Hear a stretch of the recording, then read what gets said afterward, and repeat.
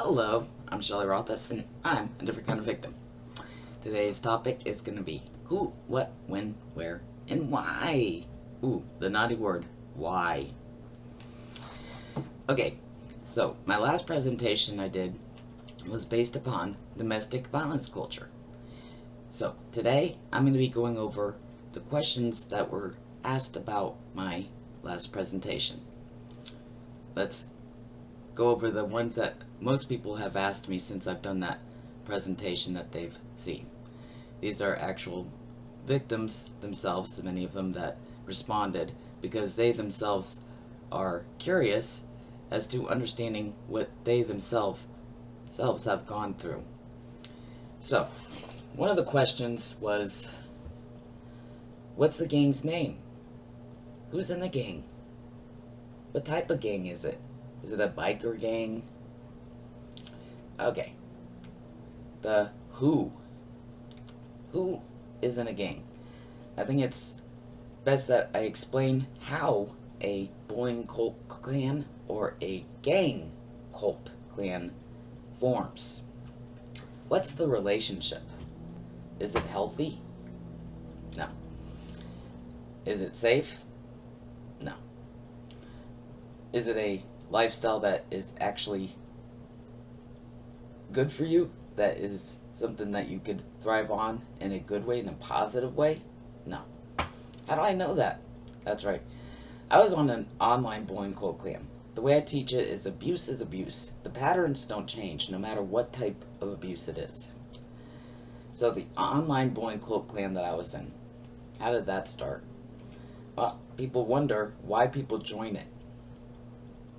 There's many reasons that people could join it, and that's what I tell people now is when they ask me why are these people doing it. I'm not psychic, I can't read minds. So just like any other relationship, you may see certain characteristics in somebody that you're attracted to, that you think is good about them, that you yourself share. Well, the same thing can apply to what gang members delusionally think too, is characteristics as to what they have in common.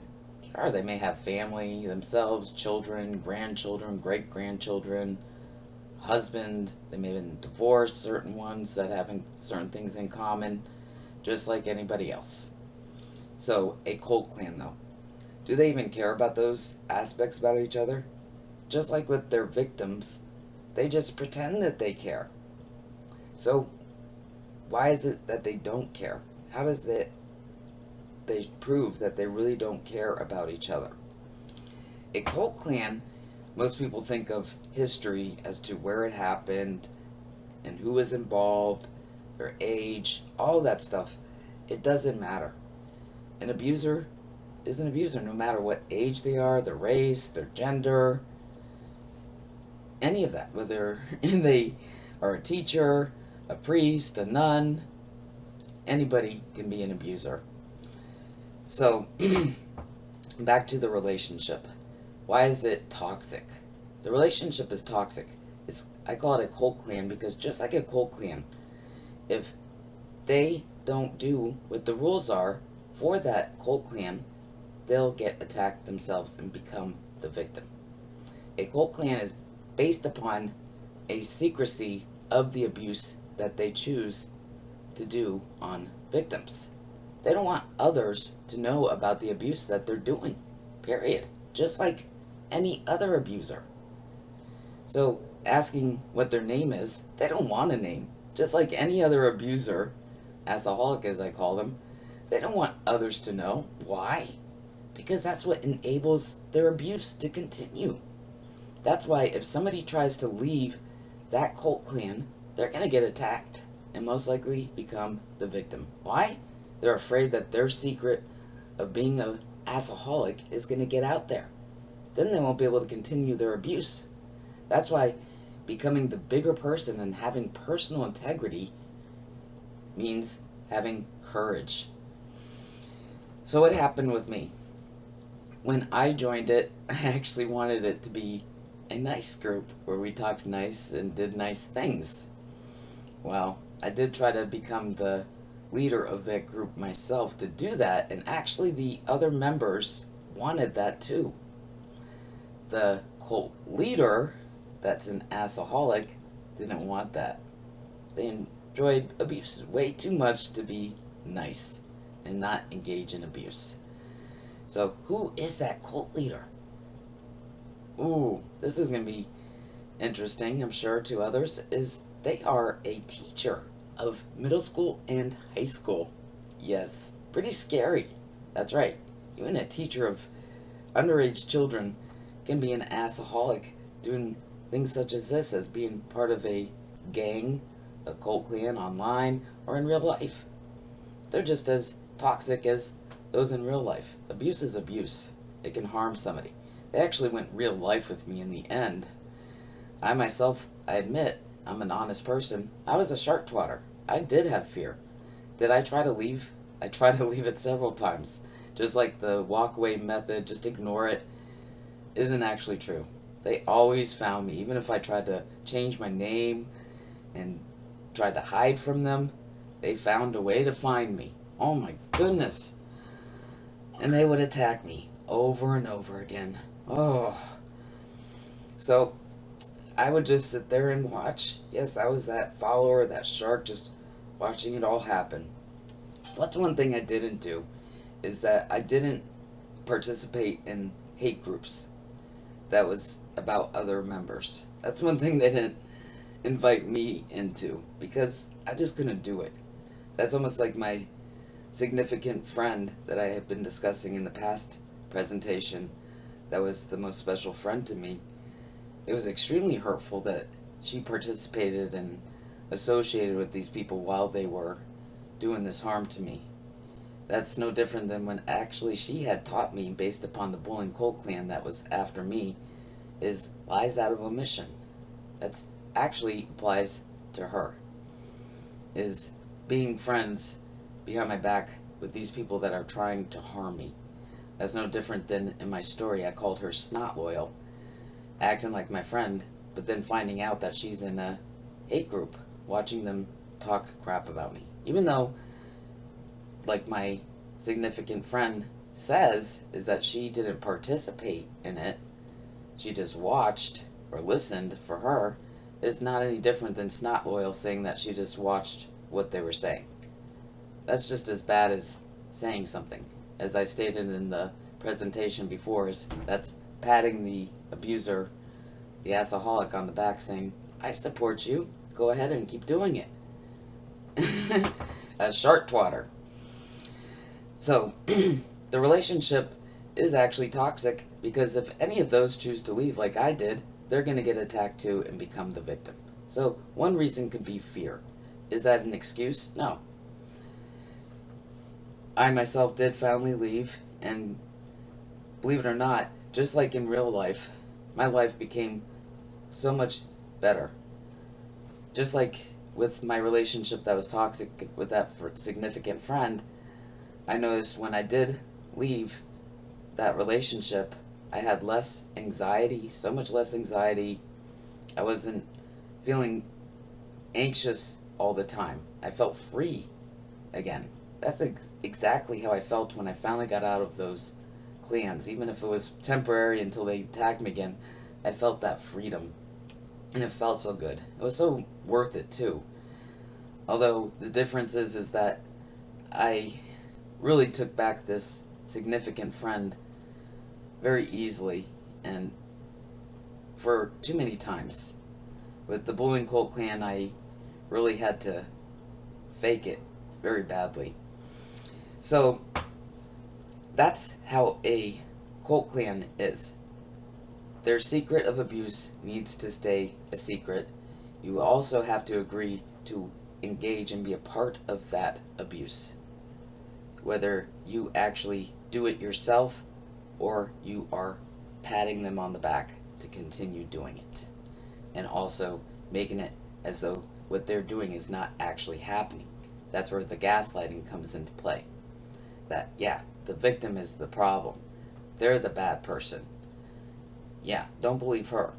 You know, that's exactly what they're doing. Even if they don't actually say it, that's what they are doing. They're agreeing with those others that are saying it, that they're the bad person. Just like the gangs here. I'm the bad person. I'm the crazy one. I'm the one who's the problem. Also, to the extreme of stating that I'm stalking and harassing them and doing the things that they're actually doing to me. That's exactly what an assaholic, an abuser, does. They try to make it as though the victim is the problem. Gaslighting. They're delusional. They're delusional. That whole relationship is delusional. How are they cowards, too? One thing I learned through the gangs here is that without each other, they're nothing. So, how is that an example? One example would be is certain gang members, almost all of them, would be nice to me when the other gang members aren't with them. When they're with the gang members is when they'd give me their crap and treat me like crap. Even that significant friend, whenever she was with the gang members, she acted like she didn't know me. Very true. It was very hurtful, but I have to shamefully admit is that I just tolerated it, even though I shouldn't have. That's one thing I learned too, is I deserve better than that. And this last recent incident, somebody did something that happened to me several times when this all started, was that people actually told me that they didn't want to be seen with me by the gang members.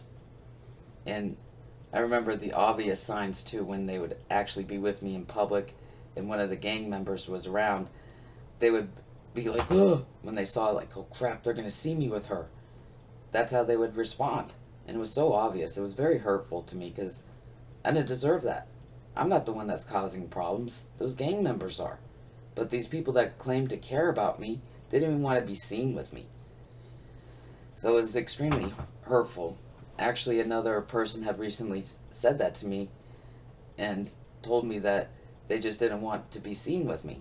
Well, this time I said, well, I'm going to keep walking. Think about what you said. Then maybe we could talk. So, I'm actually proud of myself that this time I'm not going to put up with it. You don't want to hang out with me and only be around me when others can't see us together? Adios. So, the Cult Clan, you have to understand the relationship is toxic. They can't do nothing without each other. They're very insecure, have low self-esteem, and they're cowards. Because without each other, they feel like they're nothing. But then again, they don't care about each other, because if one of them does decide to leave, or any of them for that matter, they'll get attacked too. And they'll get treated like that victim that they're actually engaging in the abuse upon. Actually, that's very true, because that significant friend of mine actually have evidence of her stating that she isn't going to do the right thing by letting others know that these people are harming me and I'm not doing anything wrong. Wouldn't even speak to the landlord to let them know that due to their fear of the gangs. So, gang mentality. They are in a relationship that's toxic, and they have that agreement to keep it a secret of the abuse that they are engaging in order for it to continue. That's why I say shark twatters are actually worse than the abuser themselves, because without them shark twatters, those lies aren't going to continue as much as they want. They want to keep their two different sides for everybody. With the victim, they're going to show that they are the assaholic, and their gang members, of course, since they're engaging in it. But others on the outside, most people believe lies. They want to put on that sweet little face, two different faces. That's right. That's why many people will say, but they're so sweet. They say they're so nice. That's only the pretend side of them. Oh, I'm really a sweet person. And then behind the closed doors, they do the abuse. That's right. Abuse is the same pattern, whether it's in a gang, with a family member, a stranger, acquaintance, any of that. Intimate partner. It's all the same pattern and how they work it. Just like an intimate partnership, most people understand it as that way. That used to be the main way that most people always seen domestic violence. That partner seems all nice and kind and loving to the victim, their spouse or intimate partner, but behind closed doors, yeah, not any different. Just like seeing a picture with a family that seems happy and smiling, there could be abuse there too. That's right. Abuse can happen anywhere. And many times those smiling faces, no matter what age, gender, culture, any of that, or what their social status is, what they do for a job, it doesn't matter. It always ends up being people that we least expect. Just like I said, the cult leader in that online group was a teacher. The people in the gang, yeah, they're grandmothers, great grandmothers. There's, they have their own kids. I mean, the one thing I just, it boggles my mind is that how the heck could these people be parents? What kind of, influence are they? Ugh, yeeks. That's really scary if you think about it. Just like I thought about the cult leader online and being a teacher working with underage children. Eeks. All I have to say is I'm glad they're not my parents. Thank God. That's another difference with me is that I actually am not proud that I was in a bullying cult clan. Many people will not admit to that and actually don't feel like they should care about it. Well, I honestly can't agree with that myself. Is that everybody knows when they're doing things that are harmful to others. They know it. They're not going to admit it to others, and sometimes not even to themselves. They'll just keep on acting like it's not happening and just going along with it. They say it's a normalized behavior. We get used to certain things we do, even though in the back of our head we know it's wrong. Period. It's a matter of having the personal integrity and the courage to not do it. It's a choice. And that's absolutely true. And I'm proof of that. At least I'm honest and can say it. So, the who, it could be anybody. What? People question what kind of person will do that? Well, like I just stated, even a nun, a priest, you hear about it all the time. A priest molested a child, a teacher molested a child. The what? What kind of person? Anybody. The where can it happen? Just like people think a robbery will happen, who knows, in a dark alley, or somebody gets raped by a rapist, coming out of a bush by a stranger.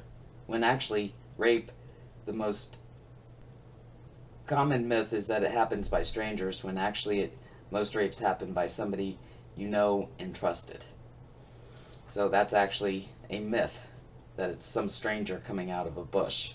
That's no different than people looking at the people who are ganging up on me, the gang members, as their age, saying, "What?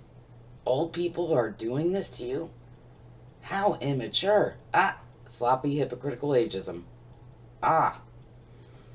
So what kind of people? Doesn't matter what age you are, what gender, what social status, what kind of person. Anybody can choose to be an assaholic. Period. Who? What? Now. When? When does it happen? Most people think it happens in a dark alley where they have their little meetings and plot abuse. It could happen during the day. The gang meetings here happened daytime or nighttime. They had their little emergency meetings. I mean, if anything, I laughed at it. It's so obvious. But most people will look over at them like, oh, they're having a little nice get-together. No, they're over there, talking shit about people and making plans of abuse. But they don't want people to know that. That's right.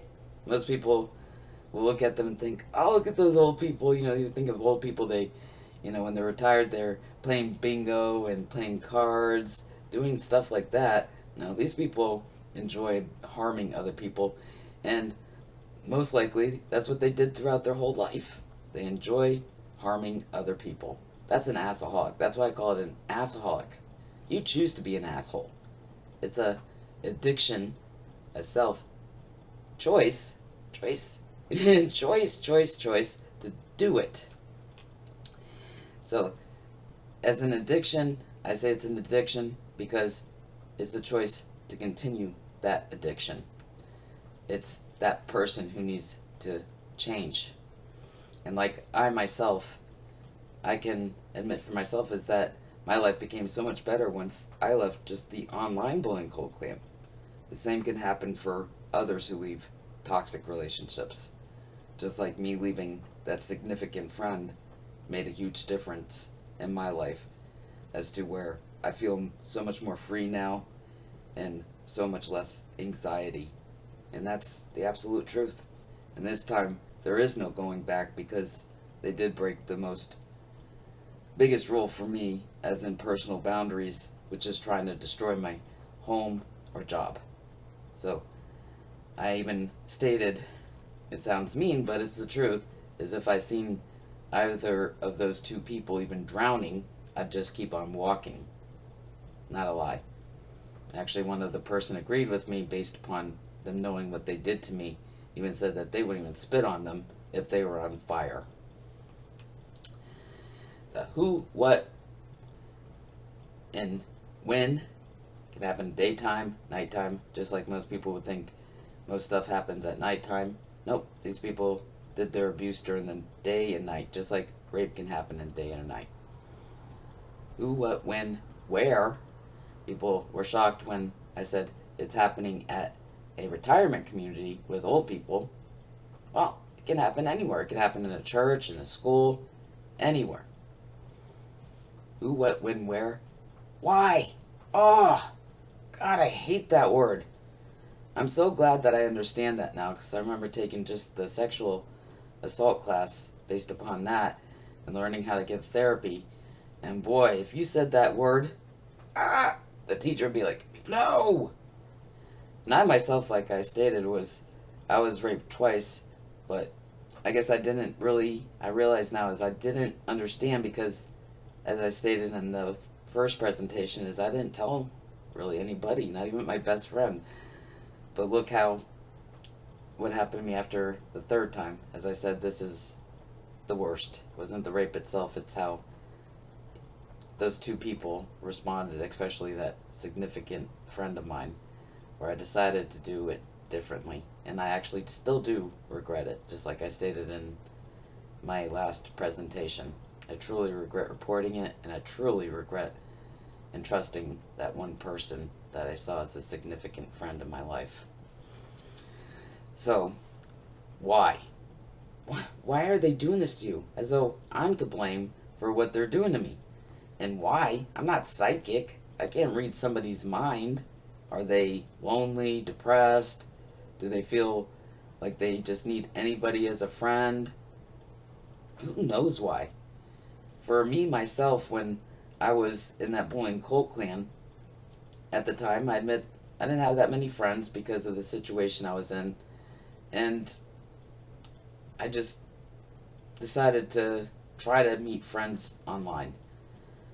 I honestly did want it to be a nice group where we did nice positive things for each other and treated others nicely, but it didn't work out that way, and I ended up where I became a shirt twatter. It's not something I'm proud of, but nobody likes to get harmed, and I was in fear. But again, that's no excuse for what I had done, and I do apologize to those that I harmed, and I, like myself, I don't believe that they need to forgive me in order to move on. I don't expect them to forgive me, anybody that I harmed while being in that group. I say I harmed. Even if I'm not the one that actually committed that abuse, just like that significant friend in my life, or the first person I felt the feeling of love with, engaging in it and just being around those people that were harming me and do things that traumatized me greatly are people that I find the most despicable and cruel. what they did, because I had those feelings for them, and I thought they were equal with me as those feelings, when all along I know for sure is that that significant friend was only pretending, and it was a lie this entire time that she was a part of that gang. I'm not positive about the first person I felt feelings of love for, but as for him, I don't know if he actually engaged in the thing that traumatized me the most, which was trying to get me evicted and destroying my home, but he did end up having a girlfriend that was the main gang member who was trying to destroy my home. So that's something I can never forgive. The significant friend I actually have been telling others right away is I actually hate her more than I hate him. And that's due to her being a direct one to cause that last situation of abuse, of actually trying to destroy my home, just as bad as his girlfriend did to me. She was the direct cause, and so was that significant friend. So that's why I see her as worse than the one that actually raped me, my ex-partner. I have more hate for her and more disgust that I could never even look at her in any way or even want to talk to her ever again. And that's my choice, just like I give other victims the choice as to how they would feel about me as for when I was in an online bullying cult clan. That's their choice, and they have every right. It's the victim's choice. That's what I am teaching. So the who, what, when, where, and why. Again, the why, I have no idea why others choose to do it. That's them. I can't read minds, just like you can't. So, as for the questions that were asked by other people based upon my previous video, I hope that gives you a better understanding as to what's their name, what causes them to be a gang, what aspects of them, what is a gang? Like, do they have a name? What kind of gang? Is it a biker gang? A gang is any toxic group that has a known secret between them that they must agree upon keeping within that group, and also agreeing to harm other people, meaning it's not your choice to not do it. You have to do as you are told and go along with it. Even if you just are a shark twatter, you are still the main key to enabling that abuse to continue. Just like I have to admit and accept that that significant friend of mine is actually a gang member, even if she was only a shark twatter. Now she's actually a gang member since she was a direct cause to the last incident of abuse. Either way, they are a gang member and they chose to engage in that abuse. And I find them the most despicable and cruel people on the face of this earth when you mess with somebody's job or their home. Worse than a rapist or even a murderer. I think they are the most despicable, disgusting people on earth when you make false accusations. Just as I stated in the previous video, is I find people who make false accusations about somebody and get them in jail for a crime that they didn't commit. I find them worse than that crime itself. The most despicable people on the face of this earth. So, I appreciate all the people that had messaged me, and please continue to do so if you have any other questions based upon what I've been teaching as for domestic violence culture. I do hope to help other victims understand it better for current or even those who had experienced or even future. If you have any other questions, please feel free to message me again. Thank you so much for being here for the next presentation based upon who, what, when, where, and why. I'm Shelley Rothus, and I'm a different kind of victim.